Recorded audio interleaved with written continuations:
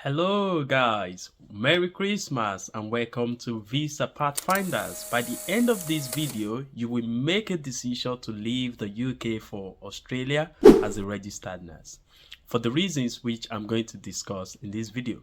So before we dive into the topic, my name is Peter Olubayo and I am a registered nurse in the UK. So on the screen, that was me about to speak on my journey to the UK with a group of nurses here. And at the end of my slide, I close by telling everyone present, including the Director of Nursing Services in my trust, that we must do all within our power, not only to recruit, but to retain our international nurses. Let us now consider why moving to Australia might be a good decision for you. Don't forget to show me some love if you appreciate the work that has gone into this video by subscribing to this channel, like and share as well. And at the same time, the information in this video is a product of personal research and contributions from colleagues in Australia. Needless to say that you will need to do your own research, and please comment anywhere you think you need clarification or I goof. So positive criticism is welcome, and let's grow together. First of all, generally nurses get paid more in Australia than in the UK. In fact, the higher pay is across nearly all sectors. As a guide, the starting salary of a nurse in Australia is higher than that of the UK. In the UK, the starting salary sits at 28,407 Great British pound. Meanwhile, the same is 76,755 Australian dollars in Queensland, Australia, which is equivalent to 40,082 pounds today. So that's about 42% difference in real terms. And as you can see on the screen, while the top of band 5, which majority of nurses would be after 4 years in the NHS, get a pay of 34,581 pounds and remain the same except they move into a specialist role or managerial role. In contrast, an Australian nurse would continue to have a pay rise until the 7th or 11th year, which could then rise to 103.53 Australian dollars. Also, this is equivalent to 53,822 Great British pound for a role equivalent to our own top of band 5 in the UK. Now, please note that this varies from one state to another in Australia, but this serves as a guide as the Queensland nurses pay is well documented online. If you need to hear from someone in Australia, I interviewed Nurse Dale, who moved to Australia after spending more than 4 years in the UK. I feel like my salary has doubled, if not tripled, if I'm not ever exaggerating it, from what I was getting in the UK, because here. So check our video out. Yes, speaking about pays, in fact, this pay gap is across nearly all professions. This becomes more interesting, especially if you are considering what your spouse could get as well. So, according to the Belfast Life Report, and I quote, some of the positions on offer include nursing staff on a salary of 85,700, which is equivalent to 45,968, which is 58% more than average UK salary of 30,586. In the same vein, GPs with a salary of over 200,000, which is equivalent to about 124 Great British pound compared to their UK salary of 72,000. So that's a huge difference.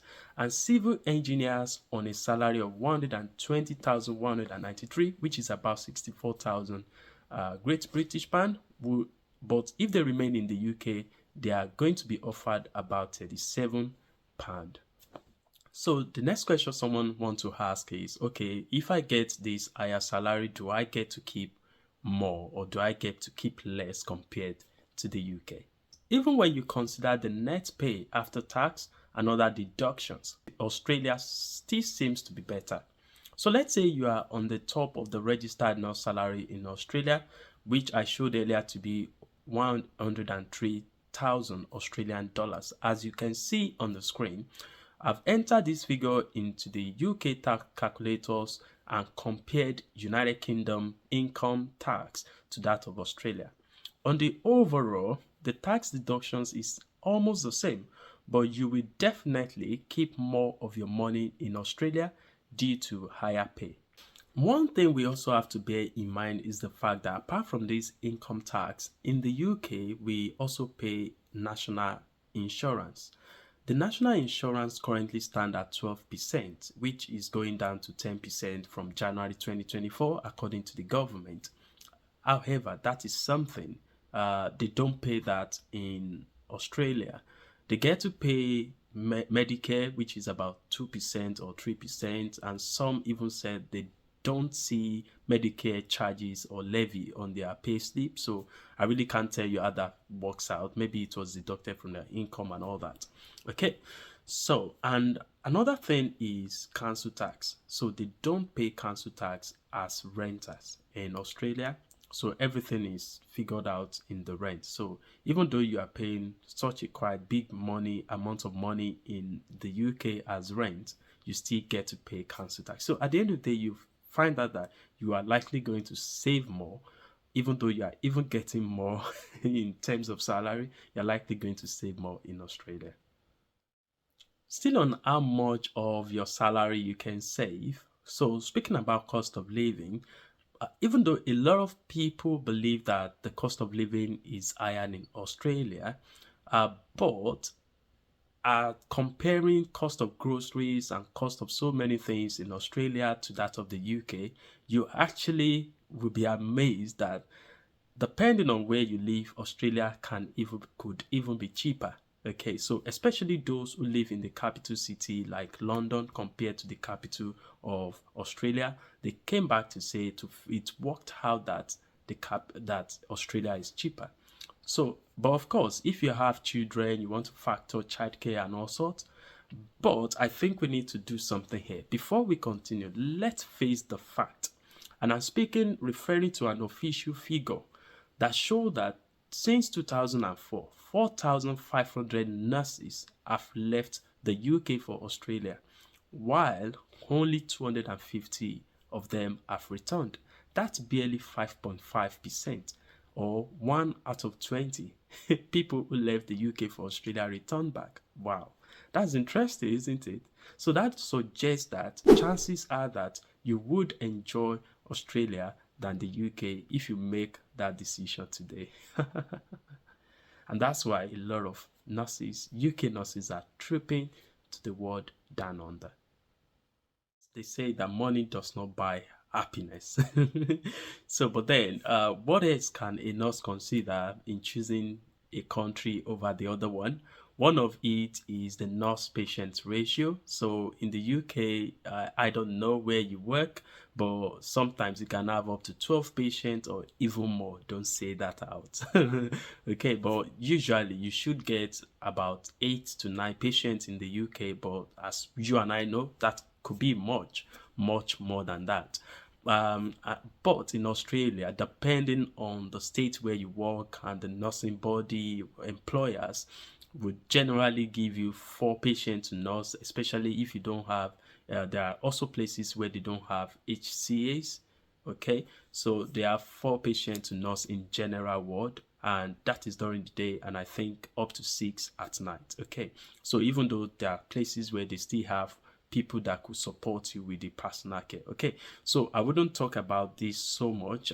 If you want to hear from someone who is working in Australia, check my video with Nosdale. Okay, all right. So another thing is the immigration rules. So a big win for Australia is that you can enter Australia as a permanent resident.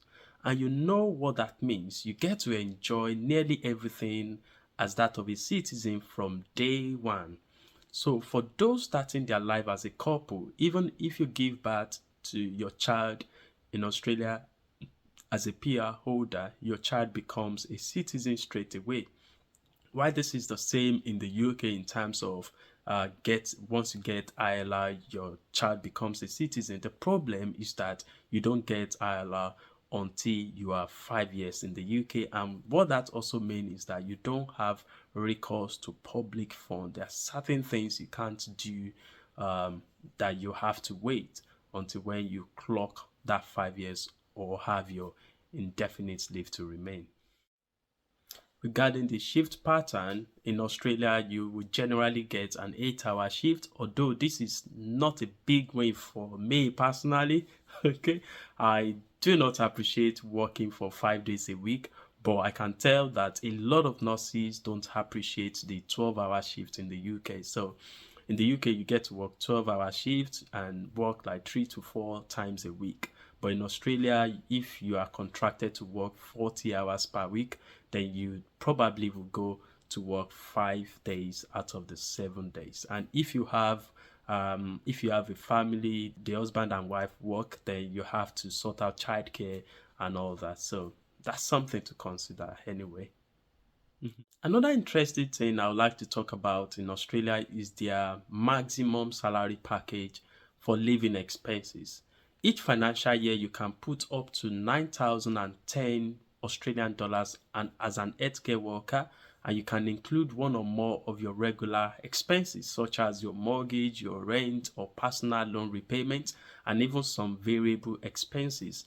There is something like this in the UK, but to the best of my knowledge, it doesn't cover your rent or your mortgage. So, in other words, the Australian scheme is more robust, saving you a lot of money in the long run. Okay. In the UK, what I've seen is people buy a car on such salary sacrifice or buy a cycle on that scheme, but you eventually save more money in Australia on that scheme in the long run. Yeah, we've not talked about the warmer weather for people who appreciate warm weather. Okay, so in Australia, you could get warm weather depending on where you stay. So, but in the UK, it's generally going to be colder than Australia. All right, so yeah. So someone before you ask me what am I still doing in the UK?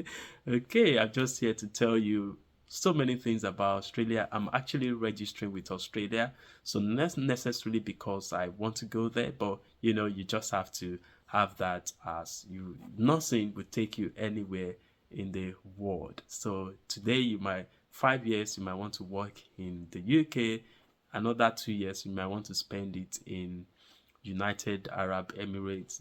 2 more years you want to go somewhere else. So yeah, no problem, no offense. So I want to believe that you gain something, even though these are just my personal research, but which you can validate, which you can check by yourself. Go to the description box to this video and check the links. All the links I've mentioned have been put there for you to see for yourself. Okay. I mean, all the links that I mentioned have been put in the description box. So check them out, make your decision, and I wish you a prosperous 2024. And Merry Christmas, of course. Don't forget to like and share this video to as many people that you know that will benefit from it. Bye.